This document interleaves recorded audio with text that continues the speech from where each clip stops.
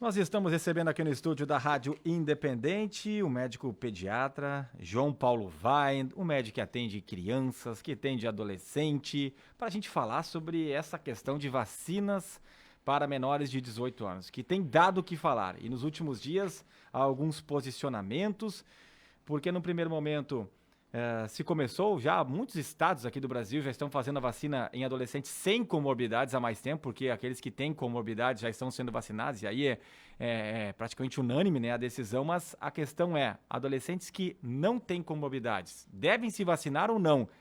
Traz mais benefícios ou traz mais prejuízos ou pode ter consequências negativas ali na frente? O Rio Grande do Sul decisão de ontem, decidiu manter a vacinação de adolescentes sem comorbidades contra a Covid. O ministro Ricardo Lewandowski, do Supremo Tribunal Federal, determinou que estados e municípios podem decidir sobre a vacinação de adolescentes sem comorbidades.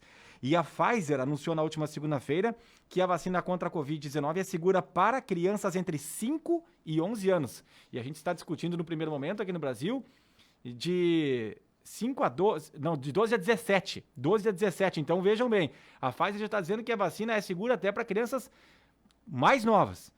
Então a gente vai debater esse assunto, lembrando que Lajeado não está vacinando adolescentes que não tenham comorbidades. E Estrela acabou de anunciar ontem que vai começar a imunizar essas crianças e adolescentes a partir de sábado. É muita controvérsia, é muita informação desencontrada. O que dá para falar sobre toda essa discussão que segue, né? A Covid-19 dá pano para manga há mais de um ano e meio. Doutor João Paulo Wein, obrigado por atender o convite da Rádio Independente. Bom dia. Bom dia amigos da rádio. Bom dia amigos ouvintes, né? Em primeiro lugar, agradecer a oportunidade de estar aqui conversando com vocês, né? Sempre é uma alegria para nós, né?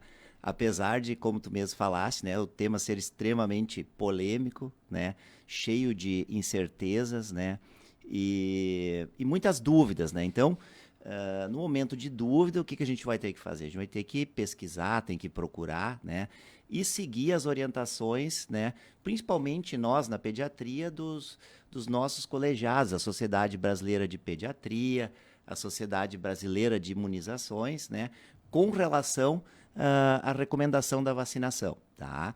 E, né, as duas entidades, né, elas pesquisam muito também, né?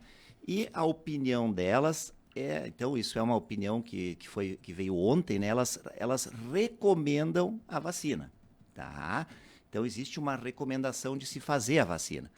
Claro, inclusive nessa recomendação, o que eles acabam colocando uma certa ressalva, que eles sugerem que primeiro se complete a vacinação da população adulta, né, população, né, ativa.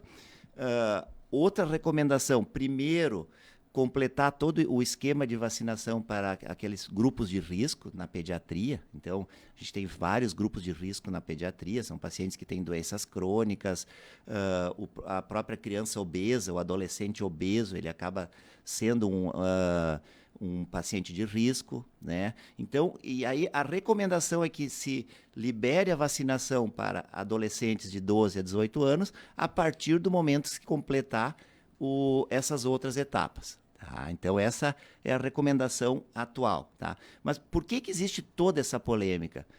Pelo fato de que essa população, o adolescente, ela é uma população que se viu que é de baixíssimo risco de desenvolver doença grave e, inclusive, de morte. Então, Covid-19. Do Covid-19, exatamente. O risco é extremamente baixo. Tá? Se tem algum percentual, doutor?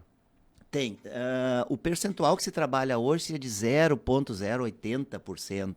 Né? Assim, nem 1%, então. Muito menos de 1%. Seria menos de 0,1%. Tá? 0,080%. Isso aí, tá? Então, assim, ó. Claro, o ideal seria que o risco fosse zero, mas isso é uma coisa que não existe para nenhuma doença. Tá? Então, e aonde está a polêmica? Se descobriu que com a aplicação em grande número vieram efeitos colaterais graves da vacina, né, principalmente com relação ao coração, a miocardite e a pericardite, que são doenças que acabam atingindo e debilitando esses jovens, né? E se descobriu que a proteção da vacina comparada com o risco fica muito próximo. Tá? Ou seja, sempre quando tu vai lançar um medicamento, uma vacina, tu vai pesar o risco e o benefício. Quando o risco e o benefício ficam muito próximos, o que acontece? Tu acaba ficando em dúvida se realmente vale a pena, né, seguir aquele tratamento ou aquela indicação. Então, essa é a polêmica que se vive hoje. Claro, a Pfizer disse que é segura. Claro, ela é uma empresa farmacêutica, ela tem o seu interesse por trás, né? E há 2 semanas atrás, a notícia que se tinha era que os laboratórios estavam iniciando as pesquisas, né, em nível 3, né, que seria aquela de pesquisa de população. Mas há 2 semanas atrás estavam iniciando as pesquisas, né, e em 2 semanas tu já tem a resposta. Eu acho que fica uma dúvida bastante grande. Doutor, o que o senhor tem aconselhado, né, se é que dá para falar isso publicamente, porque às vezes tem a relação de confiabilidade, né, de segredo paciente-médico, para pais, para jovens que têm procurado, doutor, toma vacina ou não, né? A gente falava sobre isso e já recebemos nas nossas redes sociais agora durante o programa. Uma mãe, por exemplo, há pouco mandou um recado aqui, diz, olha, minha filha tem 15 anos e eu tô com medo de deixar ela vacinar. Então, como é que tem sido essa conversa com pais ou com adolescentes nesse sentido? Realmente assim, ó, eu vou dizer que eu tenho uma filha de 13 anos, né? E, inclusive, a gente tem essa dúvida, né? De fazer a vacina ou não. Então, a gente tem conversado muito com ela, né? E tem, digamos assim, tem feito ela participar dessa discussão, né? Inclusive, para nós também, quando chegou o nosso momento de fazer ou não a vacina, a gente optou por fazer, né? Então, eu acredito que assim, ó, quanto mais próximo do grupo de risco esse paciente tiver, maior a indicação da vacina, tá?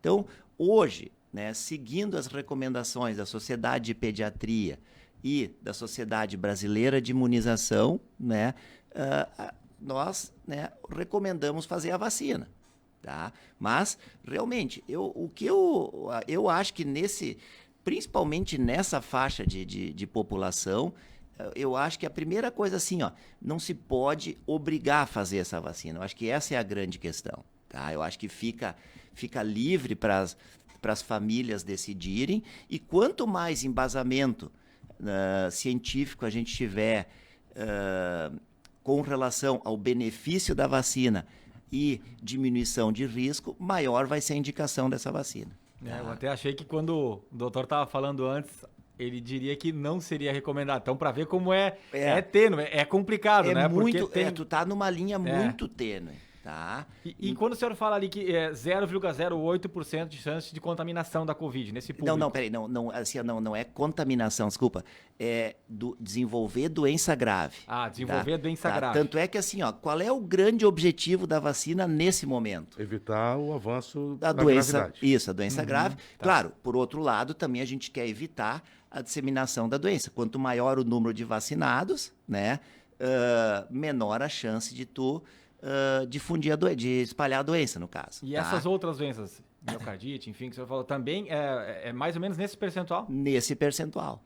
Tá? Então, assim, e para adultos? Porque se fala dessa faixa etária, né? Sim. Porque daí os adultos também tem gente que diz, olha, eu não vou fazer a vacina porque eu não sei, pode me dar uma consequência ali na frente. Aí vale o risco porque a chance de desenvolver doença grave é maior, e o risco para desenvolver essas outras doenças é o mesmo, também é maior? Exatamente isso. Então, assim, ó, por exemplo, assim, vamos pegar a população adulta. Geralmente a população adulta, né, principalmente a partir dos 40 anos, 50 anos, ela vai ser uma população de maior risco, né? Em função da doença, de desenvolver doença cardíaca, a própria obesidade, que hoje é uma epidemia, né? Temos, né, em torno de 10% da população obesa, né? Existe o adulto que trabalha também, que acaba trabalhando em locais de aglomeração. Então, assim, ó, para esses pacientes, a vantagem de fazer o benefício da vacina é maior. Então, o risco vai diminuindo. Então, na verdade, tu vai estar numa balança.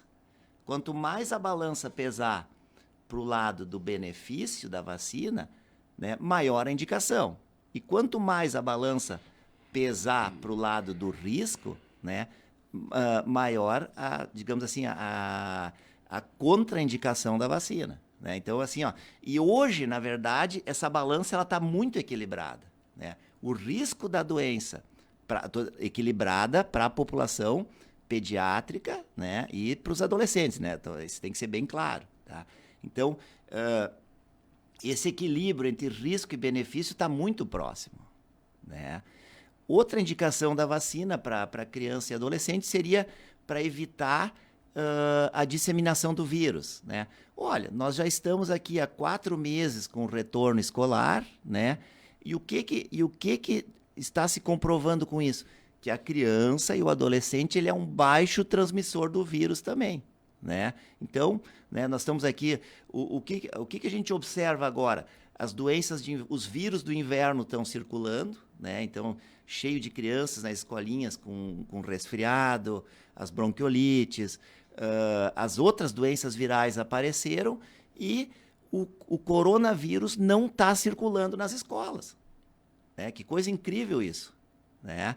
Então, assim, ó, o benefício de evitar a disseminação também é muito pequeno. Né? Então, na verdade, provavelmente essa nossa conversa hoje, ela acaba gerando talvez até mais dúvidas do que certezas, porque, na verdade, né, nesse momento, a gente está com muitas incertezas ainda.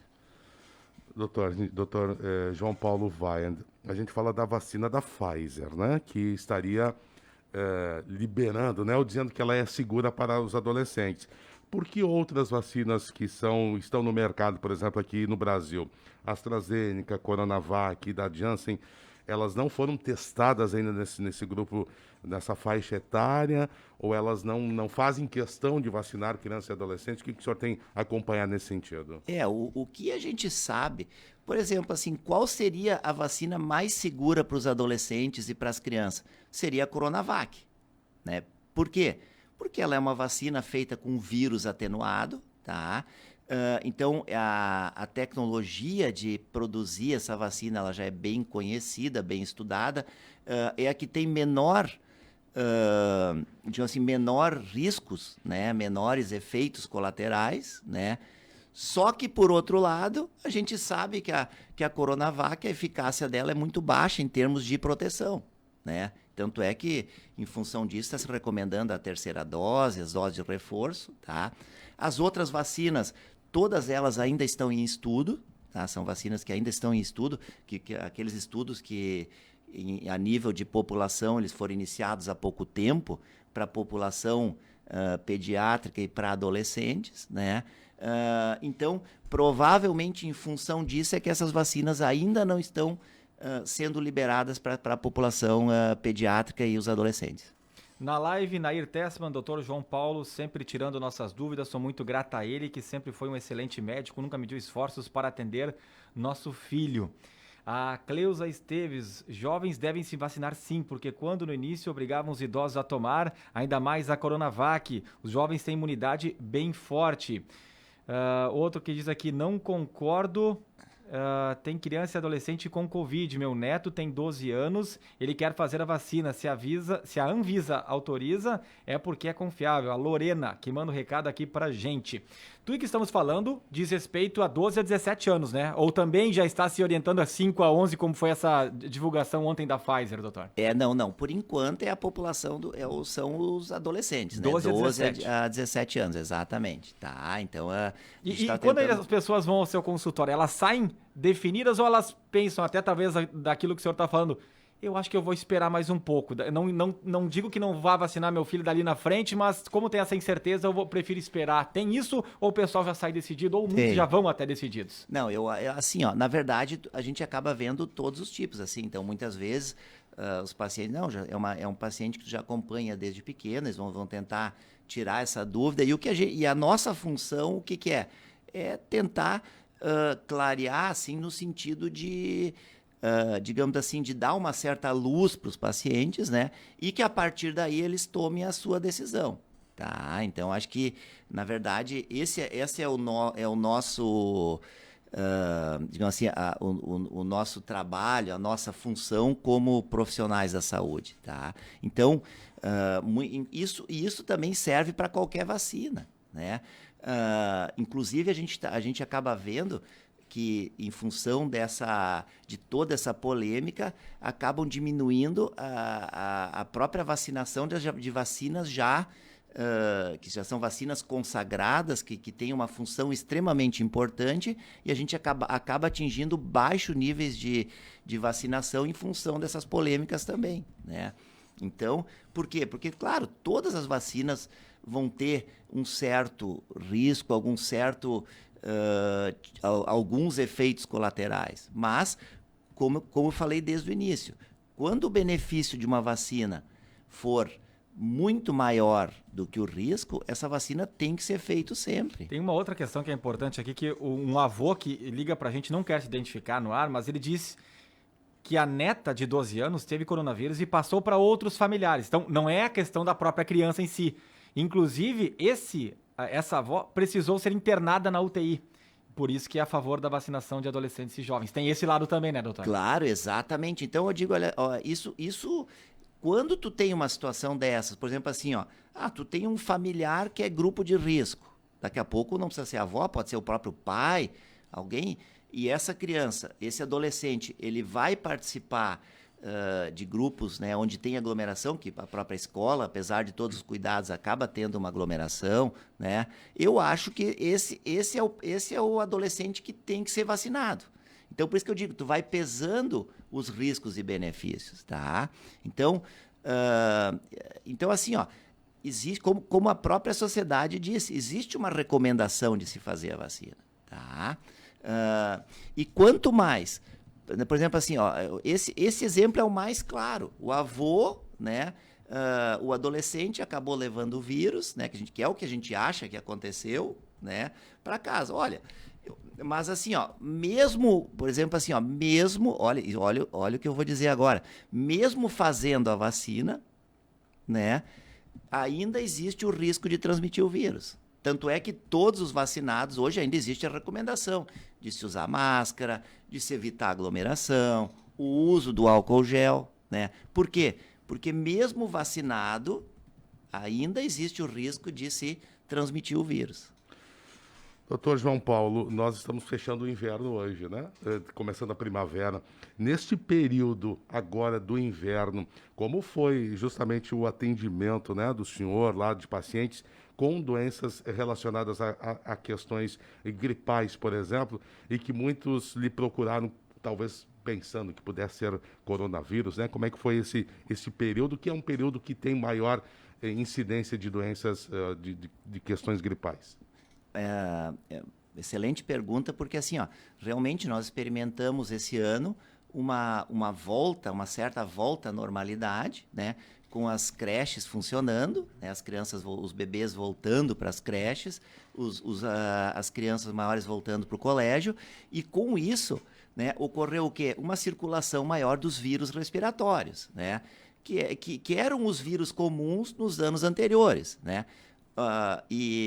Olha que no ano passado, em função das crianças ficarem em casa, esses vírus não circularam, né? Então, os consultórios, ano passado, né, eles ficaram vazios, né, das doenças respiratórias. E esse ano, pelo contrário, os consultórios pediátricos acabaram lotando, mas, na verdade, o que houve esse ano foi uma volta à normalidade, né? Então, o nosso estado, em função do inverno mais rigoroso, com muita oscilação de temperatura, né, ele é muito propício para propagação de vírus respiratórios. É o vírus do resfriado, é o vírus da bronquiolite. Esse ano nós tivemos aqui uma epidemia de mão-pé-boca, que é um vírus que causa lesões na boquinha da criança, debilita bastante, mas, na verdade, isso é uma volta à normalidade.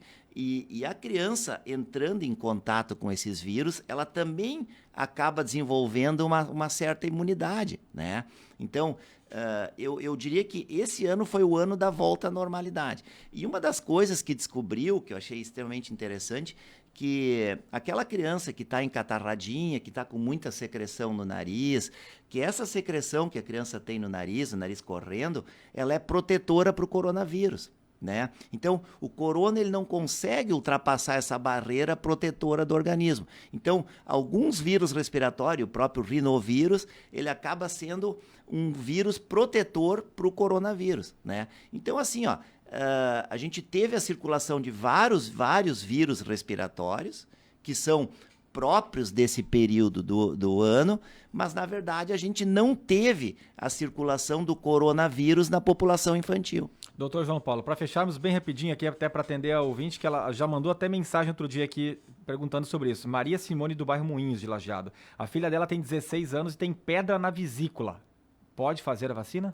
Pode, não é uma contraindicação, aliás, né, hoje, né, não existe uma contraindicação formal, inclusive a vacina ela é recomendada para pacientes imunodeprimidos, né, então, na verdade, né, ela pode tranquilamente fazer a vacina, né. Então, assim, ó, digamos assim, como uma forma de conclusão, existe uma recomendação de se fazer a vacina, tá? Eu acho que isso deve sempre ser discutido a nível de família, tá? Então, sempre pesando, né, um benefício maior da vacina, tá? Mas eu acho que nesse momento, isso aqui entra uma opinião pessoal minha, a vacina ela não deve ser obrigatória. Muito bem, muito bom. E dizer para nosso ouvinte aí para tratar a pedra na vesícula, alguém com experiência aqui. O Fabiano passou por isso não faz muito tempo, ficou algum tempo no hospital, né? É verdade. Recuperando, mas recuperou bem. Muito bons esclarecimentos aqui, Muito doutor João bom, Paulo. Muito obrigado pela sua presença. Sempre muito didático, né? É. Muito gentil nas suas respostas também. E é isso que a gente precisa também para esclarecer a população. Especialmente, né, doutor, para não gerar esse pânico, né? Porque a gente sabe, eu comentava com o Ricardo antes do programa, o adolescente me parece mais afoito, né? Muito mais do que adultos. Eu quero vacinar.